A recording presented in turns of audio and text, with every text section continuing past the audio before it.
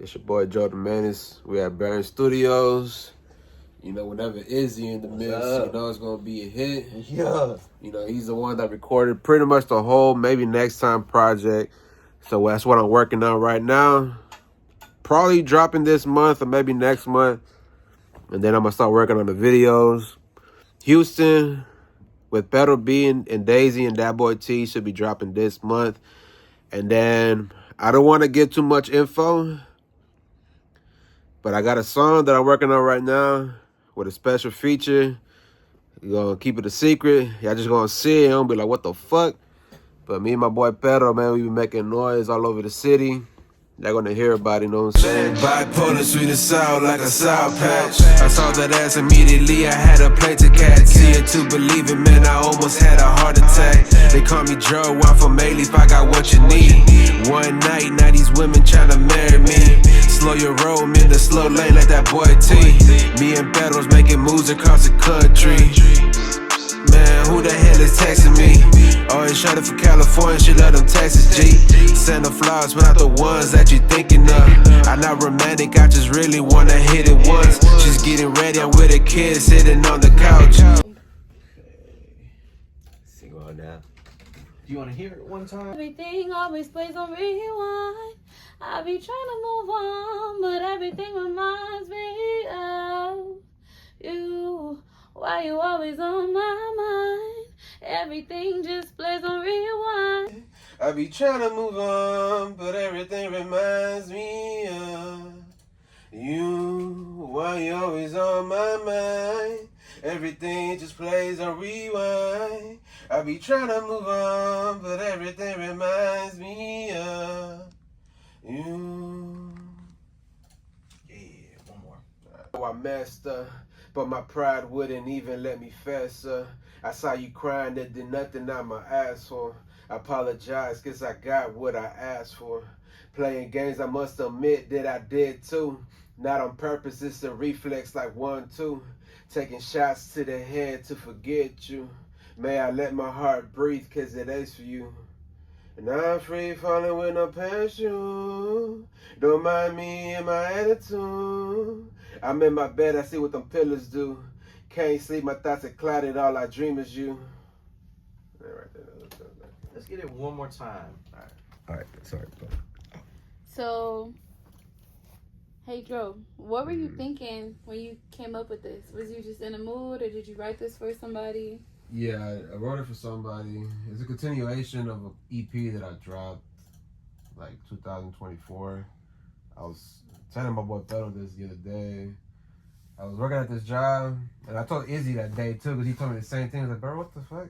All these love songs and shit. I remember that shit, bro. But I had quit that job. I had last $300. It was like $300-400. I booked the studio session. I had the 4 beats. Came here, dropped all 4 songs. And this kind of like a continuation of that. This song, it was 2 years ago, and I recently saw her again. And you know when they say you had a close Bond, it rekindles butterflies. Rekindles a thing, and then I was at the crib, I got a few drinks, it was still in my mind, and then that's when this song came about, like in 2 or 3 minutes. I'm an artist, but I am also like a person, and I've had someone write a song for me like when I was in high school, but the song meant so much to me that like I kept it. Like I remember keeping it like all in college, like still playing it. Like no one really understands like the velocity of having someone create a song for you. So to have someone create an EP and then continue it, she must be it's the same thing. Like this song, I really originally recorded it just for me. I wasn't planning to release it, but everybody that heard it was like, hey, you gotta drop it. You gotta drop this shit, because it's something that everybody can relate to. Doesn't matter if you're young, older, grown, a kid. This is the type of emotion that you're always going to get, especially if you make connections, and if it breaks off or it goes a long way. This type of feeling is something that anybody can relate to, even a dog, a pet, so that's the type of music that I like to make. But that's also how content works. I have to remind myself that I have to consistently make things that are relatable, and that's how you catch your viewers. And when we look for stuff, we gotta be in the mood to play it. So, okay, I'm finna go to Chief Keef this album because this is how I'm feeling. So, exactly. you know, Hell yeah. with purpose. I love that. That's lit. But the velocity of having someone even have a song written for them, I hope everybody gets to experience that like one day. But it makes you feel like it's a special thing. So yeah, we were trying to fix a bar, and I told him I can't change this part because it's like a, what do they call it? Like double entendre. Yeah, so that bar is her name, but it just sounds like I'm as like may I. You know, I won't put too much information out there, but yeah, it says her name on the song. It's too much already. Cut that out the video. That's lit though. But that's what these interviews are for. Like whenever everything go out, they're gonna wonder why. Like even when that a tornado flew around, that was popping, but then once everybody got the backstory, it was like, oh, for real. Like I said, most people that know me, most of my music could be on some coming up struggle or some, I want to say street shit. I haven't done such shit in a long time, but this project, and maybe next time, a lot of females love that project because it reminds them of some old school 90s MB Writer, MC Magic type stuff. So this is pretty much a continuation on that. I put in my name on Instagram audio just to see. I don't know what I was thinking. I don't know. I put my name in and all these songs popped up of our songs and like a couple songs I did like in college, and I was like, oh, that's crazy. I do have music out there in my actual name, so people can look up my name and see that. But I'm sorry. What is? Can you want to give them your info and all that stuff? My name is Riasha. If you want to find my music with Dro the Menace, it's REOSIA, but my artist name is bae.Gotti, and my Instagram is bae.Gotti. But now looking back, I was playing the songs and the opportunity songs when we recorded it when I was 15. I didn't really understand, but like now that like I'm an adult, I play that so much. It's so relatable. Opportunities, stream that. It's real shit. It's relatable. You know? Oh yeah, go check that out. It was like put on that 2, if I'm not mistaken. And that's something that I realized. La pura neta. You know. I put a lot. I'm gonna put on that 4. Check me out. Like, a lot of people that I meet, they're like, yeah, bro, you're the first one that got me in the booth. Or you're the first one that put me in the show. Or you're the first one that did this. And like I said, I just like to network and do music. But, yeah. That's what I tell people. I'm like, yeah, I recorded with him. And I'm like, my uncle will always bring me and tell him about me. And I'm like, one day he just was like, well, I got a beat that I can't do nothing with. And if she can do something with it, then I'll work with her. So you gave it to me as a challenge. And that song is a legit hit. Like, I've showed it to people and they're like, yeah, when it drops, it's going to be a hit. When I had it in high school, people would walk up to me singing that song to me. They would play it on the bus when we go to basketball games. That song, because it's universal and it can fit across all different ethnicities. And it's something that you can play at like a kid's thing. Like, and kids are going to love it. It's called Puppy Love and it sounds, you know? Yeah. I think you just got to redo it. You know what I'm saying? The beat's there. It's somewhere in the archives. They'll find it, pull it up. But then my boy Izzy do his magic, you know what I'm saying? He's going in there, he's focused. Let's zoom in on his face real quick. Hey, the back of my head. I got your side profile. So, what's the difference between a CD mix and a streamer mix? Does the audio compute? The mastering is different. First of all, the bit rate is different. So for streaming on Spotify, I think they do 24-bit, 48K sample rate.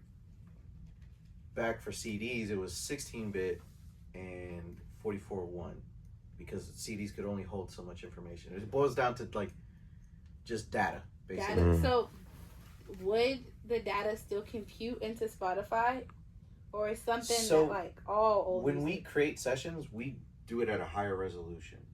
So that way when we create a bounce of it, it goes to whatever mastered version that you need it for.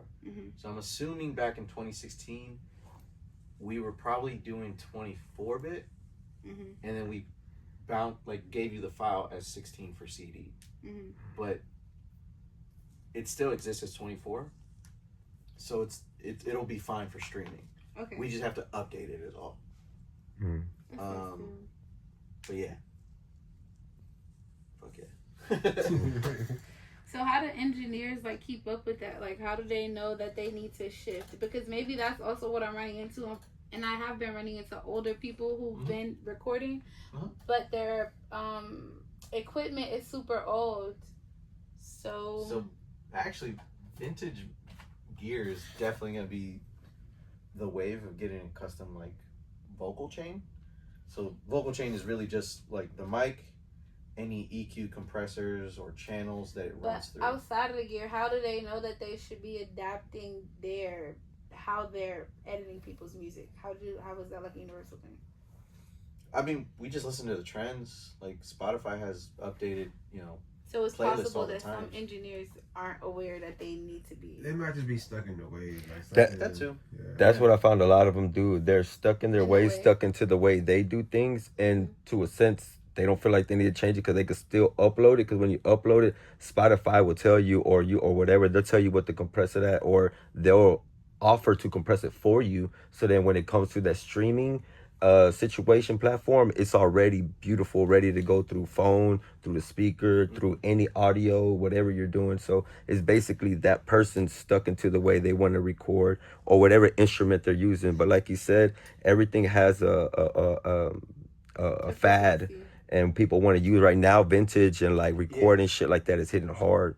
So what I think happens with a lot of engineers, they'll get stuck in recording one artist a certain way because that's who they work with all the time. That makes sense. As far as like even like my question, because even how I was recording, he told me he wanted me to punch in every single line for all of my songs. And I'm like, I don't That's do a that. rapper. Like I come in and I can just do my whole song. Yeah, you could do a whole take or a section. He was also mastering his things through a website. Like he would take the whole thing and put it in a website and let AI master it for him. We used to do that kind of a way, but we would still pre-master before going into that. I haven't used that site in so long though. But yeah, there's technology available. We'll try it out, see how it works or how we can finesse it to make it sound better, to get a better product on our end. But I feel like it boils down to like, let's say you become a barber and you only have this one client. You become real good at cutting his hair, doing his fade the way he likes. He likes a 2 on top, whatever, right? He does that. He spends his 10,000 hours getting real good because he becomes a professional at cutting this one hair, a certain style. Then you have somebody who comes in, wants to do something different. And it's hard for them.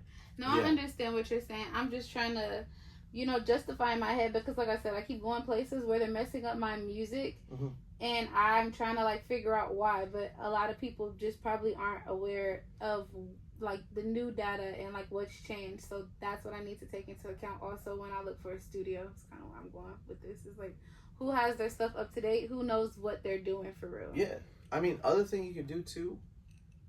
Check in with engineers and see if they got a playlist of songs that they've worked on. See if you can kind of find like where your music would fit within their mix styles.